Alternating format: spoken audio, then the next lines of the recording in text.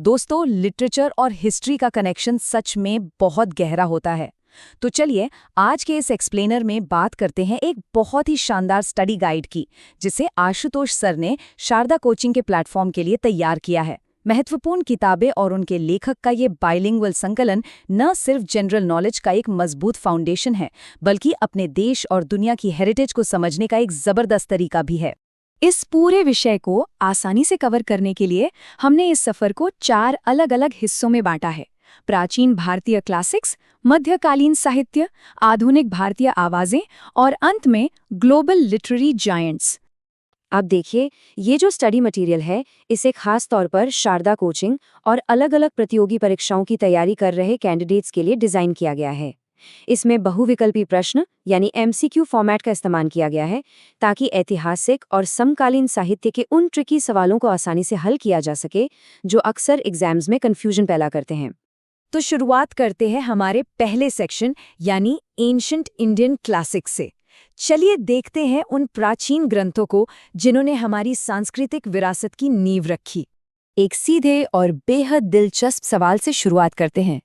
क्या लगता है, ऐतिहासिक ग्रंथ राजतरंगिणी की रचना किसने की थी? ये एक ऐसा क्लासिक एग्जाम क्वेश्चन है जो लगभग हर बार पेपर में दिख ही जाता है। और बिल्कुल सही, इसका जवाब है कल्हण। हेरिटेज क्विज और एग्जाम्स में ये नाम बार बार गूंजता है। कश्मीर के इतिहास को समझने के लिए राजतरंगिणी और कल्हण का ये जुड़ाव याद रखना एकदम क्रूशियल है। इस टेबल पर एक नजर डालिए। यहाँ प्राचीन काल के कुछ और बड़े दिग्गज मौजूद हैं।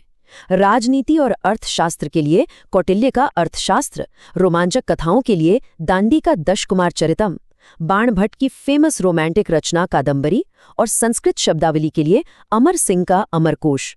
इनका बस एक मेंटल स्नैपशॉट ले लीजिए, एग्जाम में ये बहुत काम आएगा। प्राचीन काल से आगे बढ़ते हुए अब हम एंटर करते हैं अपने दूसरे पड़ाव में, मिडीवल लिटरेरी मास्टरपीस। यहाँ प्रतियोगी परीक्षाओं का एक और फेवरेट सवाल सामने आता है। भक्ति और प्रेम से भरी वो कौन सी साहित्यिक प्रतिभा थी जिन्होंने हमें गीत गोविंद जैसी मास्टरपीस दी? इसका जवाब है जयदेव। यहाँ सबसे जरूरी बात यह है कि इस अमर रचना गीत गोविंद और इसके रचयिता जयदेव को अपने दिमाग में एकदम स्ट्रांगली लिंक कर लेना है।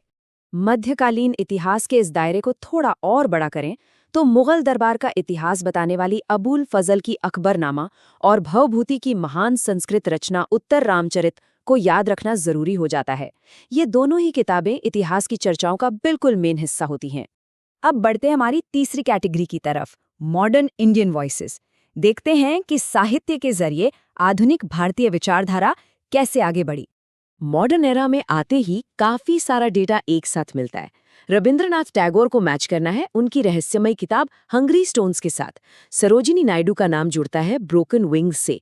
मुल्क राजानंद की कुली और आर.के. नारायण की द डार्क रूम। साहित्य के नजरिए से ये दौर इंसानी जिंदगी की बारीकियों को समझने के लिए वाकई बहुत रिच रहा है। अब जरा यहाँ ध्यान दीजिए, ये एक बहुत ही इंटरेस्टिंग क्लासिक एग्जाम ट्रैप है। 2 बिल्कुल मिलते जुलते नाम, द लाइफ डिवाइन और डिवाइन लाइफ। यहाँ एक्यूरेसी का असली टेस्ट होता है। इन दोनों में बिल्कुल कंफ्यूज नहीं होना है। दरअसल श्री अरबिंदो ने लिखी है द लाइफ डिवाइन, जबकि स्वामी शिवानंद जी को जाना जाता है डिवाइन लाइफ के लिए। बस इस छोटे से फर्क को हमेशा क्लियर रखना है। आधुनिक भारतीय आवाज़ों की इस लिस्ट को पूरा करते हुए हमारे पास ये 4 अलग अलग राइटर्स हैं। कुलदीप नैयर की political analysis India after Nehru, Neeraj C Chaudhuri की सांस्कृतिक यात्रा a passage to England, Amrita Pritam की मशहूर कागस्ते कैनवास और सुमित्रानंदन पंत की कालजयी कृति चिदम्बरा। इनमें पॉलिटिक्स, कल्चर और पोएट्री का एक जबरदस्त मिक्स देखने को मिलता है। और अब अपनी बाउंड्रीज को थोड़ा एक्सपैंड करते हैं और चलते हैं हमारे आखिरी सेक्शन की तरफ, ग्लोबल लिटरेरी जायंट्स। ये वो नाम है जिनका असर पूरी दुनिया पर पड़ा है। ग्लोबल लेवल पर सबसे ऊपर नाम आता है महान दांते का।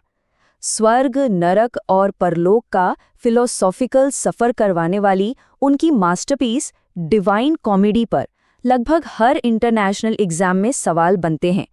ये एक ऐसी किताब है जिसे बिल्कुल इग्नोर नहीं किया जा सकता। और इस लिस्ट में महान होमर का नाम भी शामिल है।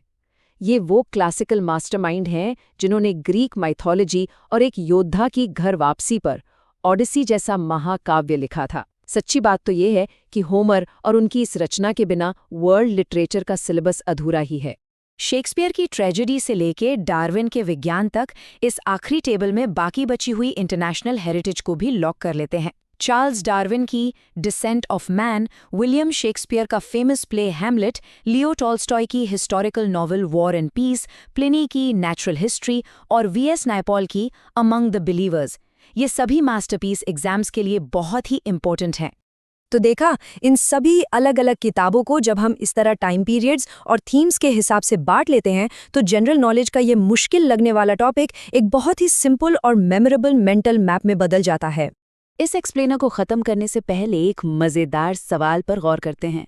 एग्जाम्स तो चलिए क्लियर हो जाएंगे, लेकिन उसके आगे इन सदियों पुरानी और कालजयी रचनाओं में से ऐसी कौन सी किताब है जो आज की इस मॉडर्न सोसाइटी में सबसे ज़्यादा रेलिवेंट लगती है? या ऐसी कौन सी किताब है जिसे फुर्सत मिलने पर पढ़ना एक अच्छा आइडिया होगा? इस सवाल के साथ आज की ये चर्चा यहीं ख़त्म करते हैं। सीखने का ये सफ़र आगे भी जारी रहेगा।